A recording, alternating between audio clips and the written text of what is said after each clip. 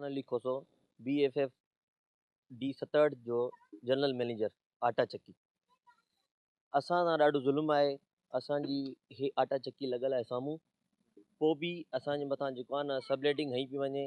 असांजो जेको plot rent ते ॾिनल आहे उहो 10,000 स्क्वायर फुट ॾिनल आहे। उन जी जेका सबलेटिंग उन हई आहे 4 साल पोइ हिते खणी हई आहे, ऐं एग्रीमेंट जेको थियल आहे उहो 3 महीननि खां थियल आहे। ही असांखे चए थो त इन रेंट मां असांखे अधु ॾिनो वञे, न त मां तव्हांजी सबलेटिंग हर साल ईअं हणंदो रहंदुमि। ऐं असांजी अपील आहे साइड इंडस्ट्रीज़ जेको MD आहे ऐं मिनिस्टर जेको आहे साइड इंडस्ट्रीज़ जो, उनखे अपील था कयूं त इन बंदे खे चेंज कयो वञे। ॿाहिरि जेके आहिनि उहे 70-80 प्लॉट ओपन पिया आहिनि, उन्हनि ते कोई ड्यूज़ न आहे, कोई सबलेटिंग न आहे। ऐं हेॾो गोदाम ठहियल आहिनि, उन्हनि ते काई सबलेटिंग न आहे, कोई ड्यूज़ न आहे, उन्हनि ते कोई प्रेशर न आहे। उहे उन्हनि जा पेट भरनि था, उन्हनि खे रिश्वत ॾियनि था। इहो बंदो जेको आहे न असांखे नथो खपे। असां इन बंदे जे हूंदे असां कोई बि कारोबार नथा करे सघूं। ही आटा चक्की आहे असांजी, इन जो जेको प्रोडक्शन आहे असां अलहमदिल्ला मार्केट में सेल बि कयूं था। पोइ बि जेको आहे न असांजे मथां सबलेटिंग हई थी वञे। ऐं हिन प्लॉट जी अलहमदिल्ला बाउंड्री वॉल निकितल आहे। ॿाहिरि जेके बि प्लॉट आहिनि, कंहिंजी बि असांजी भरिसां जेके बि 70-80 प्लॉट आहिनि, उनजी बाउंड्री वॉल न आहे। उहे प्लॉट असां सां गॾु अलॉट थियल आहिनि, उहे प्लॉट उअं ई पिया आहिनि। उन्हनि जे मथां काई बि सबलेटिंग न आहे, काई बि ड्यूज़ न आहे। उहे प्लॉट उअं ई ओपन पिया आहिनि, उन्हनि खे कोई पुछण वारो न आहे। हिकिड़ो करप्ट माण्हू आहे अब्दुल करीम उर्फ़ गुलशन मलाणो, हिकु डिप्लोमा होल्डर आहे, उहो बि जाली डिप्लोमा अथसि।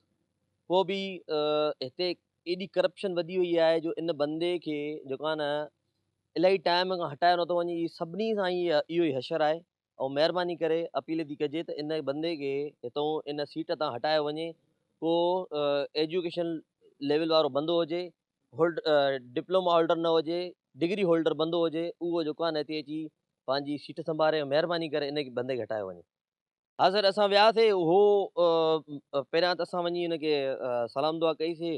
हुन असांखे पहिरियां सुठे नमूने सां हुते विहारियो। असां हुनखे जॾहिं प्लॉट जी सबलेटिंग और ड्यूज़ जे बारे में हुन खां पुछियोसीं, सुठे तरीक़े सां हुन वटि वियासीं। हू जेको आहे न असां सां बदतमीज़ी करे पियो। हुन चयो तव्हांखे जेको करिणो आहे कयो, ऐं असां जेको आहे न इहे तव्हांजा ड्यूज़ हटाईंदासीं, न ई तव्हांजी इहा सबलेटिंग हटाईंदासीं। अगरि तव्हांखे जेको आहे न कारोबार करिणो आहे, प्लॉट हलाइणो आहे इते, त तव्हां मूंखे जेको आहे न इन किराए मां अधु ॾियो, न त तव्हांजी मां सबलेटिंग अञा वधाईंदो। ऐं तव्हांखे जेको आहे न तव्हांजे प्लॉट खे असां कैंसिल करण जेको आहे न मथे नोटिस मोकिले छॾियो आहे, ऐं असां तव्हांजी प्लॉट जल्दी कैंसिल कराए छॾींदासीं। अस्सलाम वालेकुम। मैं BFF D67 जो है ना वो आटा चिक्की है, उसका मैं जनरल मैनेजर हूँ। और यहाँ हमारे साथ जो है ना वो बड़ा जुल्म किया जा रहा है। यहाँ पे हर चीज़ है, आटा हम जो है ना वो पीसते हैं, चक्की है, हर चीज़ है। हमारा कारखाना जो हमारे जो ट्रेड दिया हुआ है, वो हमारी हर चीज़ पूरी है, और बाउंड्री वॉल भी लगा हुआ है। फिर भी हमारे साथ जो है ना वो गुलशन मलानो उर्फ अब्दुल करीम मलानो जो है ना वो बड़ा जुल्म कर रहा है। और हमारे साथ जो है ना ये बार-बार हमारे पास ये ड्यूज़ और सबलेटिंग के जो है ना रिश्वत के तौर पे हमारे पास जो है ना लाखों रुपए हमसे वसूल करने की कोशिश कर रहा है। हम इसके बाद ऑफिस में गए थे, इसने हमारे साथ बहुत बदतमीज़ी की है।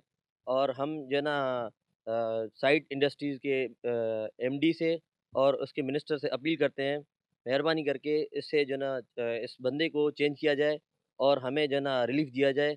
हमें जो है ना इस बंदे से बहुत तकलीफ़ है। और बाहर जो है ना हमारे पास हमारे जो पड़ोस में प्लॉट हैं, वो सारे ओपन पड़े हैं। 70-80 प्लॉट जो है ना ओपन पड़े हैं, इन पे कोई सबलेटिंग नहीं है, दादागिरी है। और उन पे कोई बाउंड्री वॉल नहीं है, उनके ऊपर ना कोई ड्यूज़ है, ना कोई जो है ना सबलेटिंग है।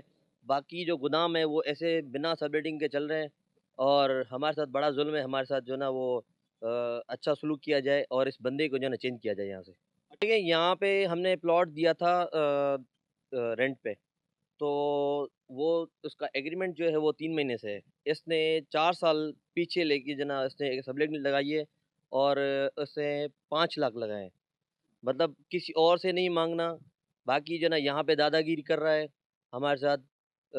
हमारे ड्यूज़ भी जो है ना वो 2025 दिसंबर 31 तक जो है ना क्लियर है हमारे। फिर भी ये जो है ना बदतमीज़ी कर रहा है हमारे साथ। जब भी इसके पास ऑफिस में जाओ तो हमें जो है ना धक्के दे के निकाल देता है।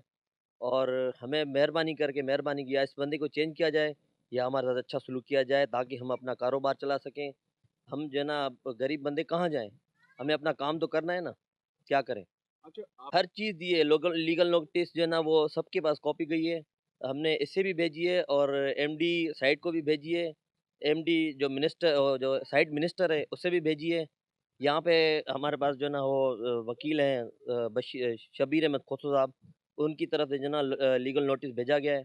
तो बराए मेहरबानी ये अपील की जाती है तो हमें हमें जो है ना वो रिलीफ़ दिया जाए, मेहरबानी करें ताकि हम अपना कारोबार चला सकें।